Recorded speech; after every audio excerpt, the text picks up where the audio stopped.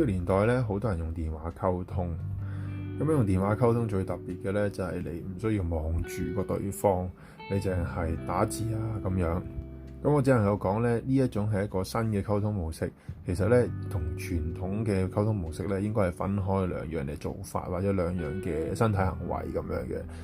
因為咧，你人同人真人咁樣去傾偈嘅時候咧，你唔望住對方去講嘢嘅時候咧，對方會覺得你唔係集中緊聽緊佢講嘢啦，你唔想聽佢講嘢啦，你唔知係咪真係聽緊佢講嘢，個腦諗緊啲乜嘢啦？呢種種咧都係一啲你唔望住佢而產生一啲身體語言嘅結果。